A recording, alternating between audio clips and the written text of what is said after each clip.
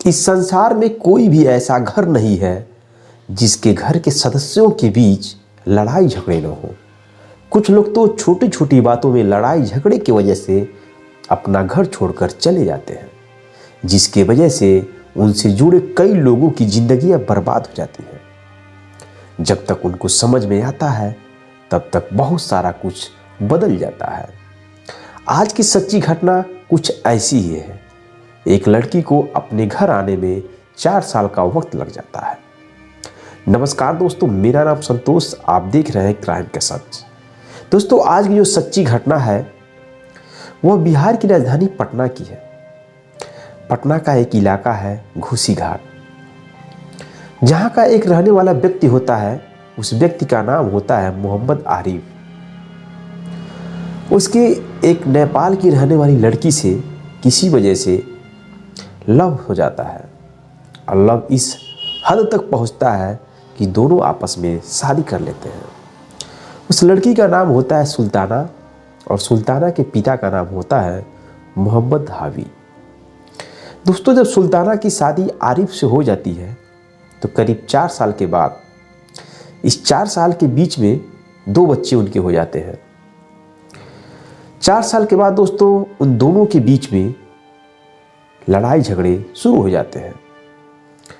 लड़ाई झगड़े की वजह से जो सुल्ताना होती है वह गुस्सा होकर अपना जो घर छोड़कर मायके आने के लिए तैयार हो जाती है और गुस्से में आकर के अपने पति के फ़ोन करती है अपने पिता यानी अपने अबू के पास कि मैं आ रही हूँ घर पे, मायके आ रही हूँ नेपाल। इतना कहकर वो अपने दोनों बच्चों को लेकर चली जाती है। उसको इतना नहीं पता था कि वो गुस्सा हो गया, अपने मायके जा रही है, फिर यहाँ पे आने में 4 साल का वक्त लग जाएगा और इस बीच में उसकी ज़िंदगी कितनी बर्बाद हो जाएगी उसे नहीं पता था। लेकिन कहा जाता है कि जो होने वाला होता है उसे कोई टाल नहीं सकता। दोस्तों, जब वह पटना से ट्रेन के द्वारा पहुँचती है बस्ती स्टेशन पे तो करीब 8 बज जाते हैं। 8 रात हो जाता है तो वह अपने बच्चों को कुछ खिला पिला के सुला देती है और सोचती है कि अभी कुछ टाइम के बाद मैं बस्ती के बस स्टेशन पे जाऊंगी और वहाँ से बस के द्वारा मैं नेपाल चली जाऊंगी। दोस्तों, उसके दोनों बच्चे सो जाते हैं और बस्ती स्टेशन पे टहल रही थी। जैसा कि आपको मालूम, बस्ती स्टेशन के बगल में ही रेड लाइन सिग्नल है जहाँ पे शारीरिक व्यापार किए जाते हैं। बहुत सारी लड़कियां वहाँ पे होती हैं और शारीरिक व्यापार किया जाता है। एक व्यक्ति होता है जिसका नाम होता है जावेद। वो बस्ती का, ये एक रसूलपुर है, वहाँ का रहने वाला होता है। वह लड़कियों का एजेंट होता है। जो वहाँ पे रेड लाइन सिग्नल था, वहाँ पे जो औरतों का शारीरिक व्यापार होता था, उन धंधों का वो एजेंट था। तो वह देखता है स्टेशन पे कि जो यह औरत है सुल्ताना बहुत खूबसूरत है और इतने रात को यहाँ क्या रही है। वह सोचता है अगर जाल में फंस जाए तो बहुत ज़्यादा कमाई होगा। वह व्यक्ति उस औरत के पास जाता है और बात करने की कोशिश करता है। वह बोलता है कि आप इतनी रात को यहाँ पे क्या कर रही हो। औरत बताती है कि मुझे बस स्टेशन जाना है और मैं नेपाल जाना चाहती हूँ, नेपाल मेरा मायका है। वह व्यक्ति बोलता है कि तुम मायका क्यों जा रही हो, क्या कोई बात हुआ है क्या।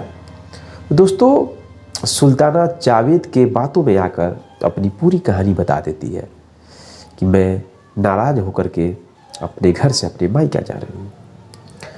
दोस्तों, जावेद उस औरत को बोलता है चलो मैं तुम्हें बस स्टेशन पे छोड़ देता हूँ।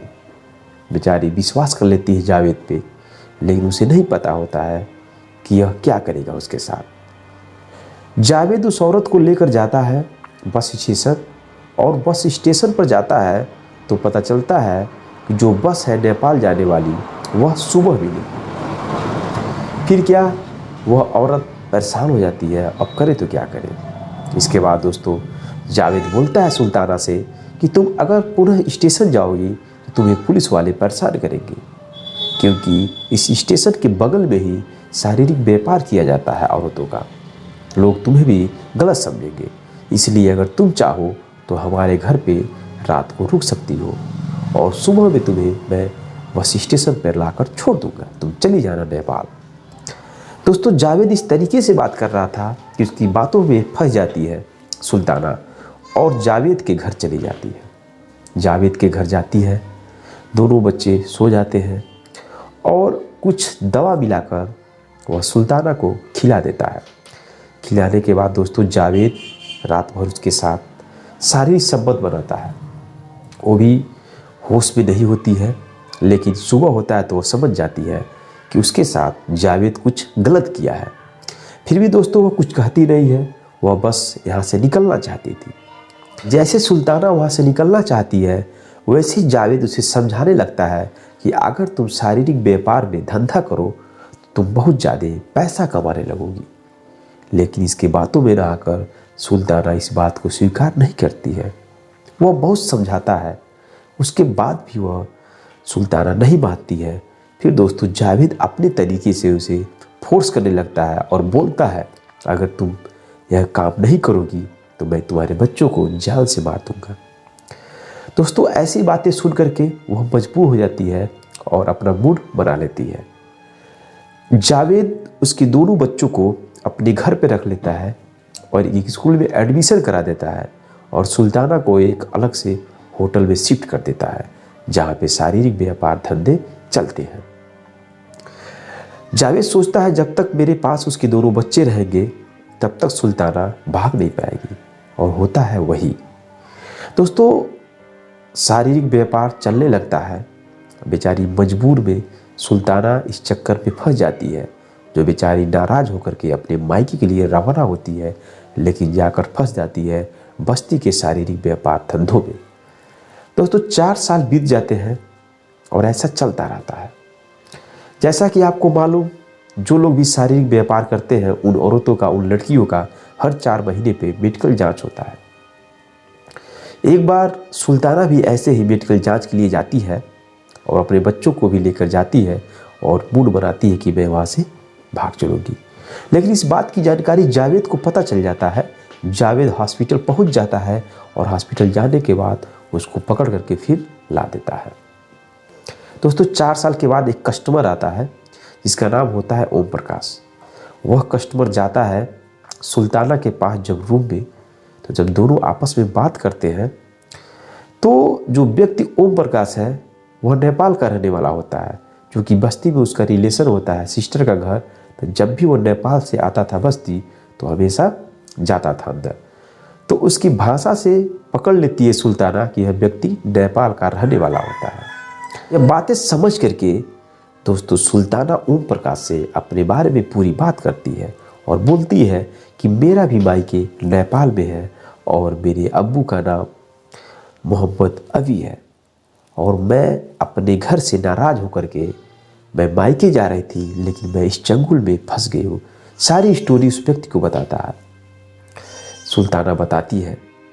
वह व्यक्ति यह बातें सुन करके जब जाता है नेपाल तो उस एड्रेस पे उसके अब्बू के पास जाता है और बात कराता है उस लड़की से 4 साल के बाद।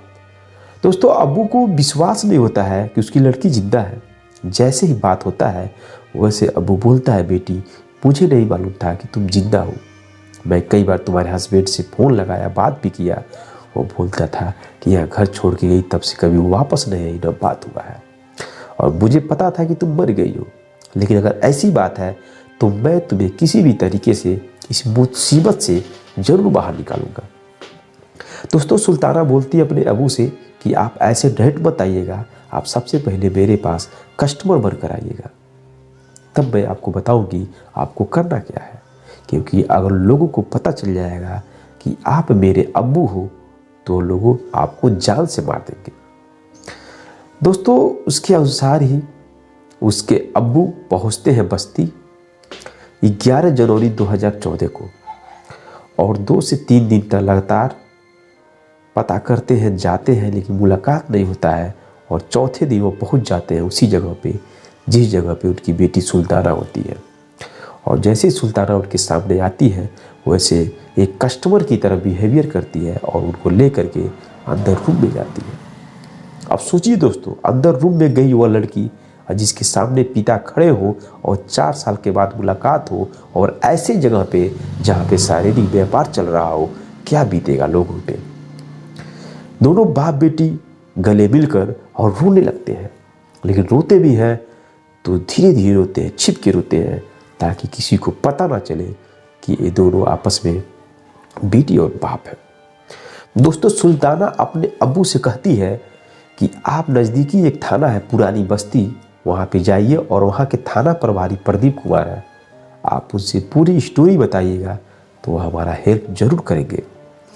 दोस्तों, होता ही ऐसा, अब्बू जाते हैं पुरानी बस्ती थाने पे और थाना प्रभारी प्रदीप कुमार से मुलाकात होता है और सारी स्टोरी बताते हैं अपनी बेटी के बारे में। फिर क्या रेड डाली जाती है उस इलाके में और सुल्ताना को बचाया जाता है। सुल्ताना थाने में आती है और आने के बाद वो बोलती है, मैं तो 4 साल के अंदर भी वापस आ गई, लेकिन यहाँ पे कई सालों से 8 साल 9 साल 10 साल कई वर्षों से लोग फंसे हुए हैं, कृपया आप उन लोगों को भी इस चंगुल से बाहर निकालिए। दोस्तों, पुलिस काम करती है और वहाँ पर दोबारा फिर रेड पड़ता है और कई सारी मासूम लड़कियों को वहाँ से बचाया जाता है। दोस्तों, ये कहानी सुनाने का सिर्फ मतलब मेरा यही है कि आपको जागरूक करना और सतर्क करना। आप अपने परिवार में रहिए, परिवार को खुश रखिए और परिवार में छोटी छोटी बातों को इग्नोर करिए और छोटी छोटी बातों को इग्नोर नहीं करेंगे। और जिस तरह से लड़की नाराज़ होकर अपने मायके पहुंची, लेकिन मायके न जा कर के और 4 साल में उसकी ज़िंदगी बर्बाद हो जाती है और पहुंच जाती है कहाँ पे। तो दोस्तों, अगर आपको यह घटना अच्छा लगा तो चैनल को सब्सक्राइब करें, सपोर्ट करें, वीडियो को लाइक करें, कमेंट बॉक्स में कमेंट करें। मिलते हैं नेक्स्ट घटना के में, नेक्स्ट कहानी के साथ, नेक्स्ट एपिसोड के साथ। तब तक के लिए जय हिंद, जय भारत।